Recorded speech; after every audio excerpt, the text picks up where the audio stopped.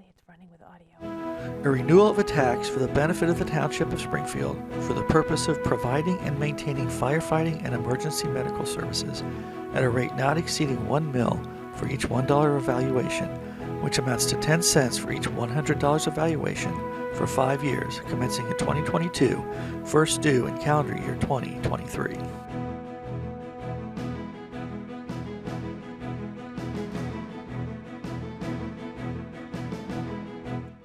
Welcome to another Waycross election forum. This forum is for the Springfield Township Fire and EMS Levy. I'm Dana Gagnon, Government Programming Coordinator for Waycross Community Media. And in the studio today, we have Chris Gilbert, Township Administrator of Springfield Township, and Christy Dukes Davis, who is Trustee of Springfield Township. Yes. Thank you so much for being here. Thank you for having us. Thank you. We're going to start with a 2-minute opening statement, but before we do that, I want to make sure the viewers know that if you are watching live on September 21st, you will be able to email me your questions about this issue right here in the studio. I will get them right here, and I can ask your question while we're on the air. So if you are watching this on September 21st, you will see at the bottom of the screen the address live@waycross.org, and I'll get your email right here. Now, we have a couple rules for those questions. You must be a Springfield Township resident to ask a question about this Springfield Township levy. When you send me your email, please include your name and street address and town. I won't say all of those on the air, but that's just how we know that people who are connected to this are the ones asking the questions about it. But now let's go to a 2-minute opening statement. Chris, would you introduce us to this issue? Sure, thanks Dana, appreciate it. Thanks for allowing us to come and speak to this topic. I know it's something that unfortunately, as township officials, we come before the voters every few years to talk about tax levies. We really try and make that as infrequent as possible, but in this case, it's because this is a levy that is sunsetting, and the way it was adopted back in 2011 was for a 5-year term, and every 5 years it has to be renewed. Just to provide some context, because I think people are probably asking, well, I just passed a $2.5 mil levy in November of 2020, and they're right, they did. This particular levy, as I mentioned, sunsets every 5 years. So we must go before the voters every 5 years to ask them to renew it. And the beautiful part about that is it doesn't increase your taxes, and which I'll get to here in just a second. In this particular case, it's actually going to reduce your taxes by renewing the levy. But prior to 2011, the last tax levy that was passed for the fire department was in 2001. So we went 10 years, a little over 10 years prior to 2011 before we asked the voters for additional millage for the fire and EMS department. In 2011, we determined that we would like to do a 5-year term just to show the voters that what we were going to do with that funding, and then if they were appreciative or they felt like we spent and we were good stewards of their tax dollars for those 5 years, they would be able to renew it. And then when you adopt a levy, though, in that way, that it isn't continuing, that it expires every 5 years, you have to unfortunately come before the voters now every 5 years. So then some people may be asking, well, why in November 2020 didn't you just ask for more than 2.5 mils so that this one could drop off and you didn't have to come back and do this continuing levy? Well, because we felt like anything more than 2.5 mils just wasn't palatable. We didn't feel like that the electorate would be able to swallow anything more than 2.5 mils. And it's difficult messaging when you try and explain, well, there's 1 mil that'll come off, even though you're passing 3.5. And frankly, it would cost the voters more because they're going to be passing the levy at a time when property values were higher than they were in 2011, so it would actually cost them more. So for those reasons, we decided to just go for the 2.5 mils, which is necessary in 2020, and at the same time allow the 1 mil to continue as a 5-year renewable millage amount. So again, it was passed, it was renewed back in 2017. It is now coming up due this year, and we are asking the electorate to pass and renew the 1 mil levy going forward, which will allow us to continue the level of service that they've been benefiting from for many decades now. Now, you mentioned that you'll explain how this can actually reduce taxes. So Yeah. I'm not going to leave that alone. Can you explain that? I can. So typically what happens, well, not typically, it actually is what happens, is when you pass a levy, the amount generated and the cost per homeowner is generally fixed. The cost or the levy is levied against property values and residential at the time in which the levy is passed, and it can't generate any more, give or take, from when the levy was passed. So in this case, back in 2011. The only exception to that is for commercial valuation. So levies do take advantage of the property value increases in commercial valuation, just not residential. With that being said, back in 2011, and when it was renewed in 2017, the property values in Springfield Township in the last 5 years have increased just shy, or just a little over $137 million.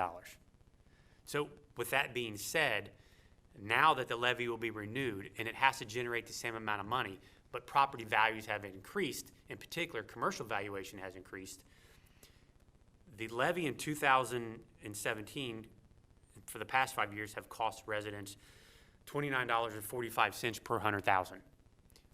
When it's hopefully renewed, if they choose to renew it, it will cost residents $23.81 per 100,000, mainly because the commercial valuation and the overall valuation of the township has increased, like I said, a little over $137 million. So you're spreading the same amount of revenue across more property valuation, therefore it decreases the per 100,000 valuation for property owners. Does that make sense?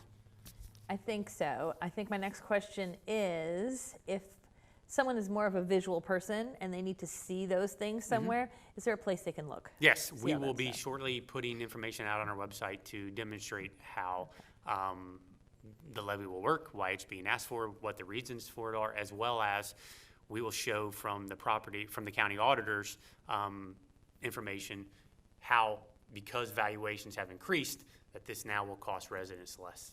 Okay. That will be helpful because sometimes you do just need to see them in front of you Sure. visually. And there are a lot of numbers to follow on that.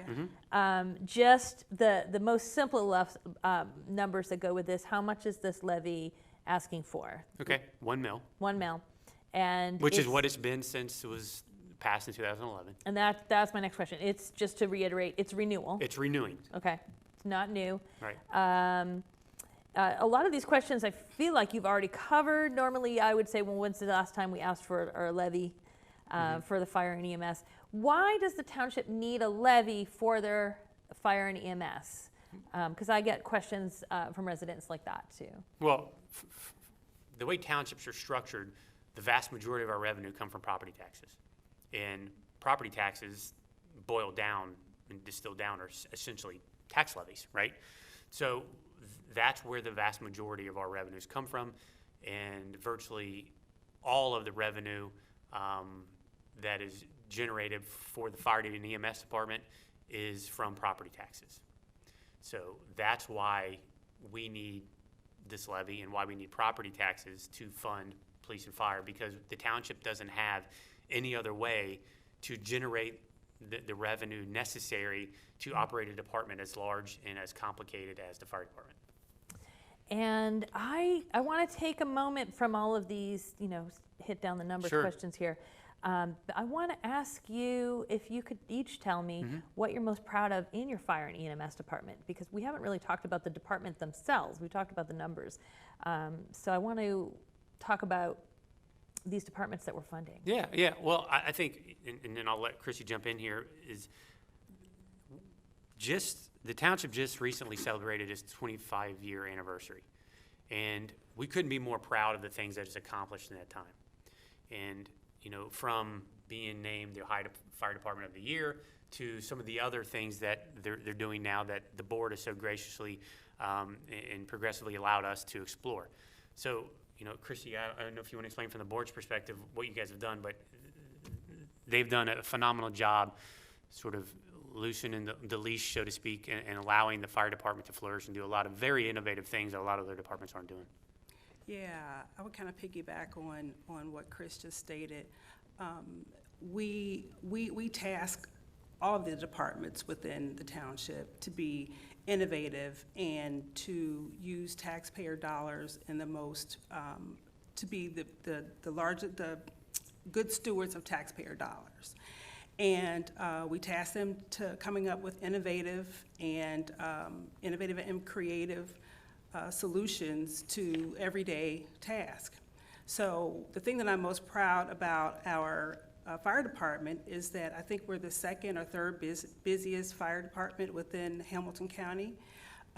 They manage to respond to residents and respond to critical and non-critical incidents, but they also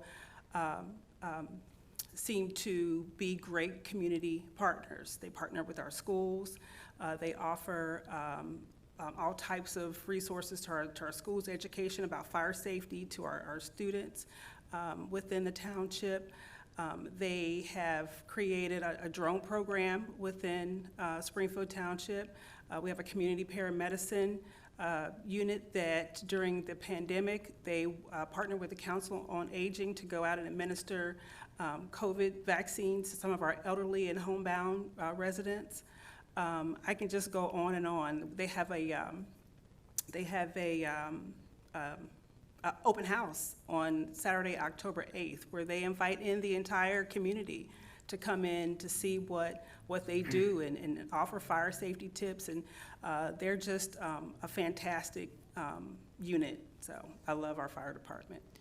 Yeah, and I think, Christy is exactly right, that our department is always very conscious of being the most efficient. With a budget, an appropriation budget of just a little over $8 million, with 38 full-time and 36 part-time individuals, and being the second or third busiest department in the county is unheard of. A lot of other departments with similar run volume have budgets twice that amount. And the reason they're able to do that is because of the creativity they use in scheduling, as well as the type of positions we offer. We currently have medic-only positions where 80% of our runs are medic runs and not fire. So we prioritize the medic side of the department and therefore schedule to that. So it allows us to hire different individuals that may be looking just to be a medic and not necessarily a firefighter or have those particular certifications, but because of the way we're structured and some of the positions we offer, we're able to do that at a much more efficient cost than maybe some other departments. And because we still use the part-time model. We're about half and half in terms of part-time and full-time, whereas you see a lot of departments going to full-time only. And I understand why, because finding part-time medics is becoming more and more difficult, which is what makes this levy and the one that was passed in 2020 that much more necessary, because I feel like in the future, if this trend continues, we're going to be progressing more and more toward hiring more full-timers. I remember a day where we would have 75, 80, 90 part-timers on roster. Now we're down to 36. That isn't because we decided to hire less, because part-timers only cost us when they're actually working. So whether we have 90 on the payroll or we have 36, it doesn't cost us anymore. It just allows us to fill shifts more easily when we have more people on the roster. Why we have 36 instead of 90 right now is because they're just simply not available. They don't exist. Part-time medics are not available, mainly because other departments are hiring them full-time. So we're trying to hold on to this model as long as we can to be as efficient as we possibly can and to stretch these tax dollars as much as we can, but it's becoming more and more difficult to do so. But our department, to Christy's credit and the other two board members, Joe and Mark's credit, they have allowed us to be flexible and doing different things that are non-traditional in the fire department to keep us as efficient as we are today. I'm going to stop here just for a moment so that if folks have just tuned in and they're watching this live on September 21st, we are just at the halfway point already. Okay. Past it, I think. So if you're watching this live on September 21st, you can email any questions that you have about the Springfield Township Fire and EMS Levy to me here in the studio, and I'll ask them for you. But then I want to go back to questions. I wanted to ask you what kind of partnerships your fire and EMS departments are using that help stretch that even more. Okay. You talked about how efficient and creativity helps stretch that budget. What kind of partnerships also help with that? Well, and I'll let Chrissy speak to this, but we do have a partnership with UC Health, and I'll let her explain a little bit more about what that is. But more pointed to the fire and EMS service, we actually partner with neighboring jurisdictions to provide first responder service to some of our more satellite neighborhoods in the township that make it a little more difficult and cumbersome for us to get to. So instead of building firehouses to service, 3,000, 4,000, 5,000 residents, we actually partner with neighboring jurisdictions that already have fire and EMS departments or houses close to those areas and pay them to provide first responder service so that they get there quicker than we can and provide that sometimes life-saving care while we're on our way to those particular locations. So that saves us right there millions of dollars a year, not having to operate and staff additional firehouses.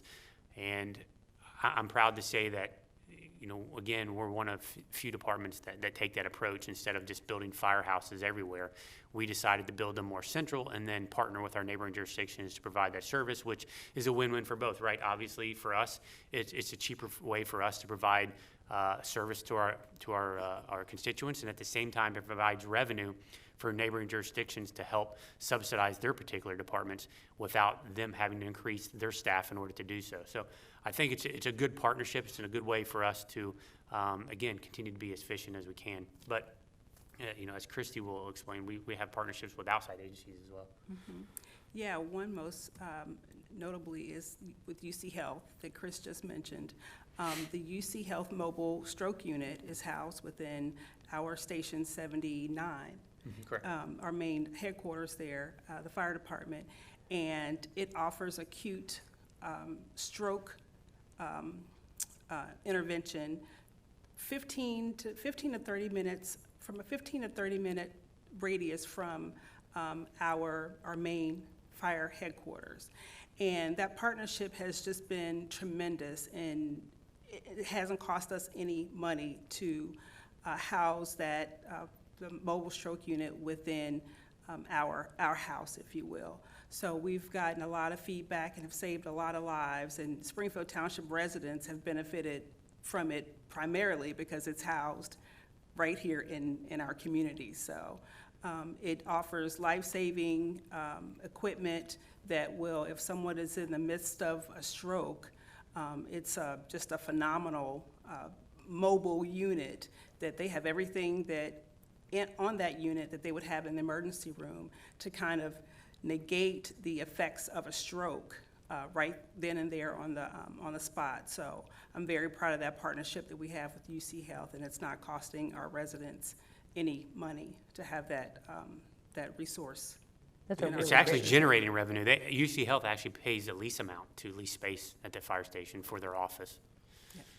That's a really great resource. It is. It really is. I have a couple of the basic levy questions that I always ask. Sure. What will we see if the levy passes, first of all? A continuation of the level of service that the residents have experienced to date. Unfortunately, everything is increasing.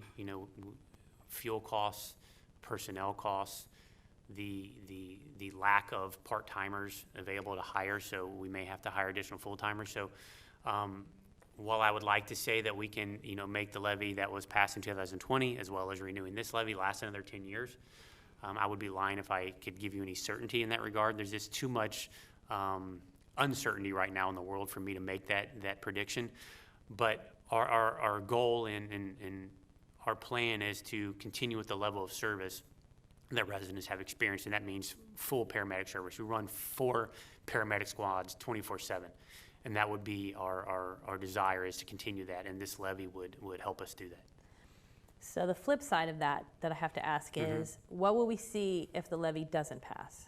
Well, there would be approximately $580,000 a year in revenue that the Township Fire Department would lose just like that. That would mean we would have to reduce service, right? Because we could no longer staff the way we're doing now to run 4 paramedic squads every day of the year. So while it may not happen immediately, it would be something we would programmatically have to phase in, because the revenue just wouldn't be there to sustain the operations as they are today. What is and I don't know if you have the numbers with you or if this will get posted later when you create the page, but what is the average homeowner cost for this? It's a renewal, so it won't be an additional one, but.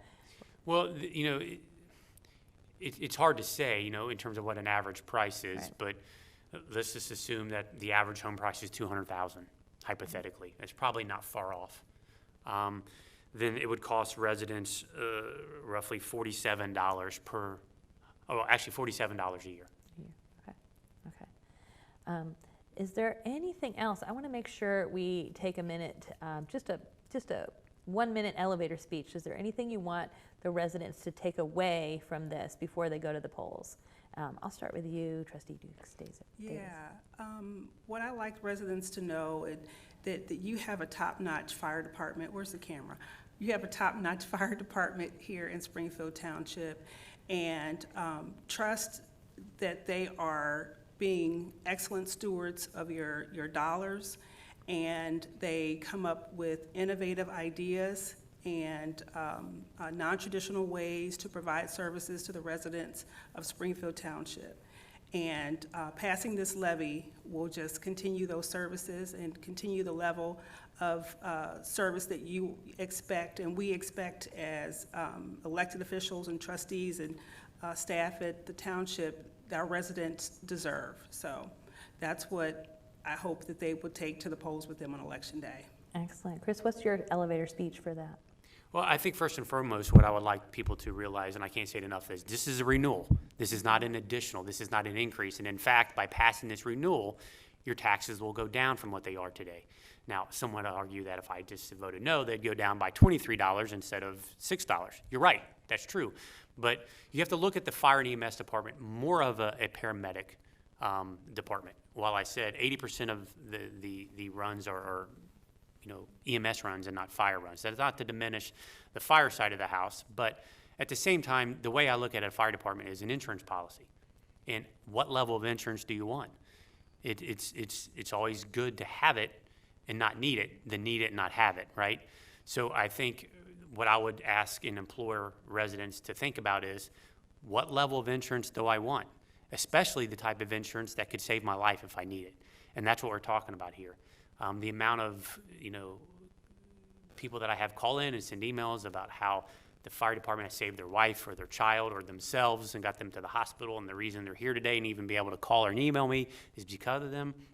It's a weekly basis for me that I get those type of communications. So while I know times are tough and I know things are expensive, I think it's important to realize that I'm not asking you to pay more than you are today. I'm actually asking you to pay a little less, and at the same time, keep the level of service that one day may save your life. Well, I want to thank both of you for coming to the studio to make sure we understand what this looks like, to make sure we're all ready to have that on, make informed votes on our ballots. I also want to thank you for watching as well. If you need more information before you vote in the upcoming election, you can watch all of our election forum programs online at www.waycross.tv. You can also go to the Hamilton County Board of Elections website. Make sure you are registered. You can look at a sample ballot. You can find out where your voting location is. That is right there at votehamiltoncountyohio.gov. And registration to vote ends October 11th. So go to that same site, check your voting registration. Early voting begins October 12th. I'm Dana Gagnon, Waycross Government Programming Coordinator, and I will see you at the polls on November 8th. Waycross takes no position on candidates or issues. We conduct these forums so that our viewers may be better informed voters for the November 8th elections.